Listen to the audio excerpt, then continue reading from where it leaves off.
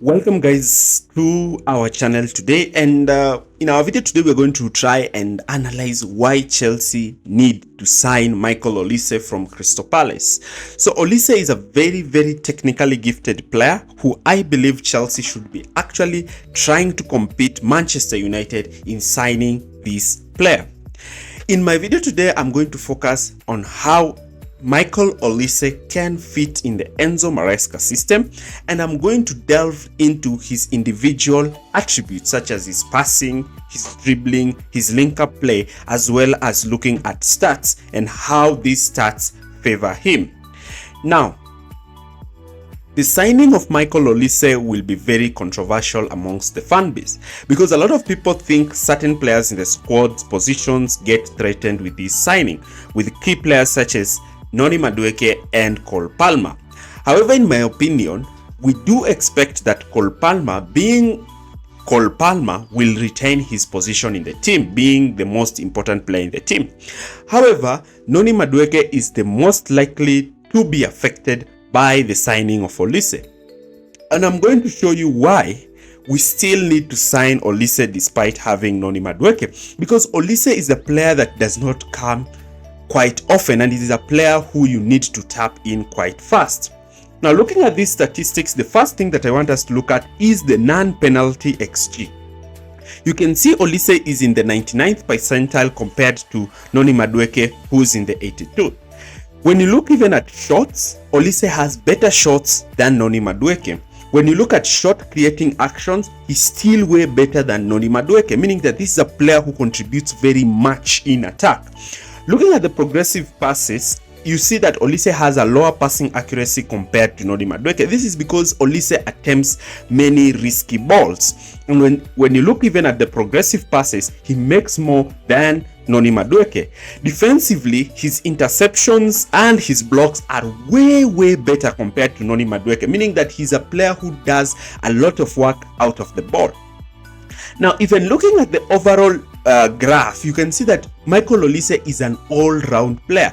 He's better at passing, he's better at dribbling, he's better at creating chances, he's better at shooting, he's better at creation compared to players such as Kudus and Noni Madueke, meaning that this is a player who has a potential of being a world-class player because he's better at all things, and not forgetting he's also better defensively than Noni Madueke. Now, in our video today, I'm going to explain to you why Chelsea need not to allow this signing to go to Manchester United. I repeat again, Chelsea need not to allow this signing to go to to Manchester United, and why Chelsea need to do all they can to ensure they sign Michael Olise. Do not forget to like, share, and subscribe to this channel for more videos like this. So, Michael Olise is a player who has thrived recently at Crystal Palace, especially during the last games, and I'm going to show you which position he has been deployed and how he has been very effective in that kind of position. Now, looking at how Crystal Palace play from the back, Crystal Palace usually play with a 3-4-3, and Olise plays as that right-sided forward in that 3-4-3 system. Now, in that 3-4-3 system, in that right-sided forward position, what you're going to notice is that Olise generally likes to come in from that right wing position and sometimes move into midfield together with Eze, as they too try to make that non-box shaped midfield, where they try to occupy the half space region, meaning that this is a player who likes to take up those in between the lines position to look and try to create, as the width is generated by the wing backs. Now, Olise in this position is very good at receiving the ball in tight spaces, and his main aim in receiving this ball in these spaces is actually to try and make runs and actually try to create from this position, or look to try and score a goal from this position. Olise in this position, being a very deadly threat in this position, also looks to try and give his midfielders option, and because he's such a threat, defenders might be drawn onto him, bringing up spaces for strikers to make runs in beyond him, and that is something that also makes him quite deadly when he looks to play in this inside channel position. Olise also in this position can draw in a fullback and allow his wingback to receive the ball in the wide areas where he can look to try and cross that ball. And this is something that Olise has done time and time again, and we saw him doing this during the game 4-0 win over Manchester United. Olise is not also afraid to play down the wide areas, especially when the fullback makes runs beyond him, because he's also an excellent dribbler of the ball and wants to have that 1v1 against his fullback. And this enables him to beat his player and play those balls in the half space region or attempt shots on goal. Now look at this clip and see how Olise receives the ball from the wide area and immediately beats Levi Colwill and is looking to run at Chelsea's defense. He's a player who likes to dribble, and this is what fascinates me about him. He's not only just a player who dribbles, he's a player who has that final output. He's a player who you can rely on. And as I always say, we need not to put a lot of pressure on relying on Cole Palmer. Now, signing a player such as Olise relieves that burden of performance from Cole Palmer, and actually makes Cole Palmer to have even off games because Olise will contribute. And this is why I believe he's a very good signing for Enzo Maresca, because Maresca wants his wingers to start out wide and actually be very good in 1v1 opportunities and very good creatively. So under Maresca system, Olise is more likely to be played as a right winger in a 4-3-3. And this position, it will be very, very good for him. He can also start as a third midfielder in the midfield, a right-sided midfielder, if Cole Palmer is not there.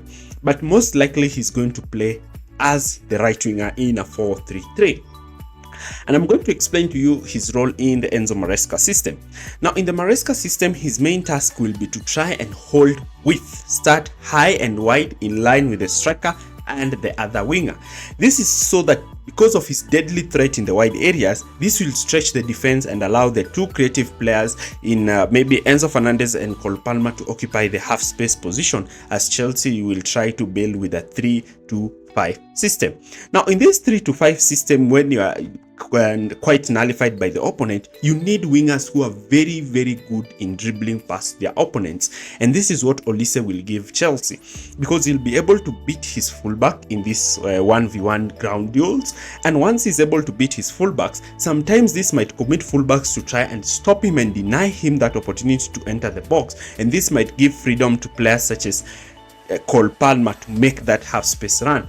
And once they're in this half space run, they can attempt a shot on goal, or Cole Palmer can look to try and create a goal scoring opportunity from this half space region. His position can also be quite key because he's good at interchanging positions. Sometimes he can look to be the one to occupy that half space region, and he can link up with the forward and put himself in a position whereby we know very well in Olise finding himself close or near the 18-yard box, he's more likely to shoot, and because his shooting is also good, he's more likely to score goals. So not only will Chelsea be adding a very intelligent player, they will be also adding a player who's a very good creator, a player who's able to play passes to the forwards, play passes to the secondary attacking midfielders, and switching up play. He's a player who will give Chelsea a lot. Defensively, he will be tasked to be dropping into the midfield to form that 4-4-2, and I have shown to you how he's very good creating making interceptions, making blocks, and actually pressing. This is because he has played in a lower block team. He's also good pressing from the front. I have shown you his defensive numbers. So when you look at this, you see why Chelsea need to sign him, why he is a must for Chelsea. Now let's look at his overall personal attributes, looking at his passing, his dribbling, and all those stats. Let's see. Attributes is his pace. He is a player who loves to receive the ball and make dynamic runs at the opposition.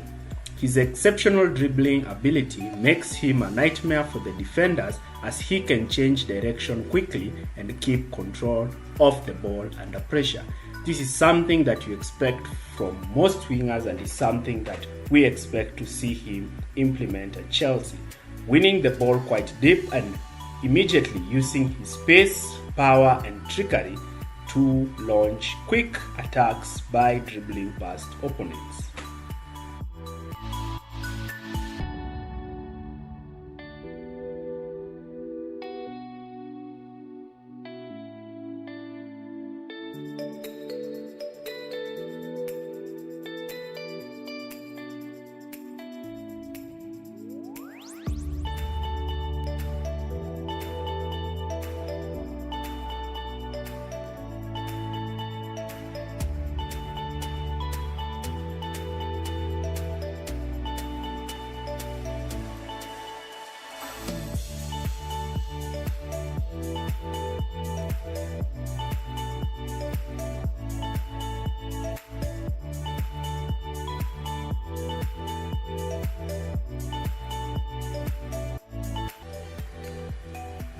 Olise's passing ability is another standout aspect of his game. He averages 31.30 passes per 90, often looking to send long crosses to the far post or launch rapid counter-attacks. But where Olise really shines is from set pieces, whether it is delivering a corner or taking a free kick. Olise's precise delivery often causes havoc in the opposition box. He's an excellent free kick taker and is not afraid to whip in dead balls and crosses to the far post, where he can pick out players and launch quick threats in counterattacks and set pieces. He is likely to become the new Chelsea corner kick taker and also take set pieces.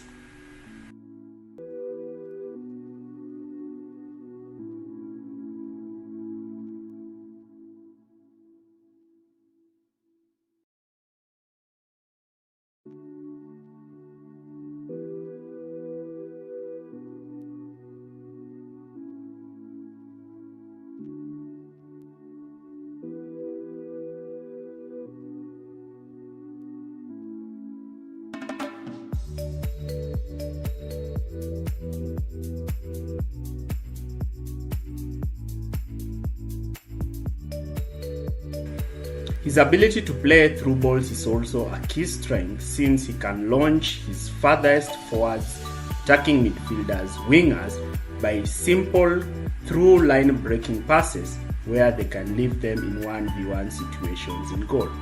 Olise's shooting accuracy stands at 27%, a figure that leaves room for improvement. Yet with the right coaching, we believe Olise has the potential to increase this percentage significantly. Can increase this percentage since he's still a young player and become one of the best wingers in world football. By combining his pace, dribbling ability, passing, adding shooting through shooting drills in training can make him a dangerous midfielder, showcasing his strength in scoring free kicks and a lot of set pieces for Crystal Palace.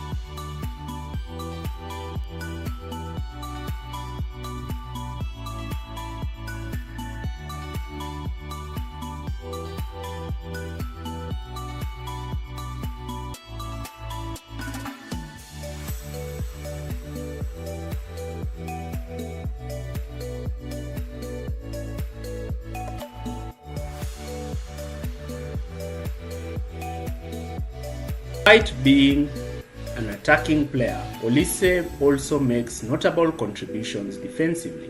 His active pressing aligns with Pochettino's tactical philosophy, and his 59% tackle success rate. It is a test of his willingness to work hard off the ball and try to win possession for his team as quickly as possible, and also help his fullback defensively.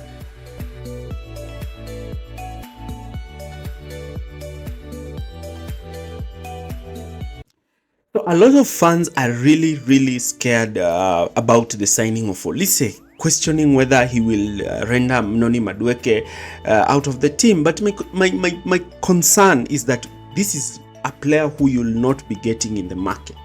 These are players that don't come quite easily. These are players that you see the Real Madrid picking them. Now, having Olise in the team is like, look at the situation Arsenal find themselves in, where they heavily rely on Saka. But you see, when you have Olise and Madueke in the team, you're able to have that competition in that right wing position. And this gives the best out of players, because players now have to perform so well to retain their position in the team. Michael Olise, in my opinion, should be a top priority for Chelsea, because Chelsea will be playing possession-based football, and when you play possession-based football, your reliance on creativity, especially in the final third, is very, very high, especially with wingers. That's why you need wingers who are very good in 1v1 abilities, wingers who are very excellent in creating, especially creating, identifying those passes, wingers who are very good in playing 1-2 combination plays and looking to link up with midfielders and forwards in this position. Olise is also a player who has really played for Chelsea in the Chelsea Academy, and is a player who I believe will take Chelsea to the next level. This is a signing that I believe that Chelsea should look and should be very interested in rivaling Manchester United in signing and bringing Olise at Stamford Bridge. If you've enjoyed this analysis, do not forget to like, share, and subscribe to our channel for more videos like this. Thanks for watching, and see you in the next video.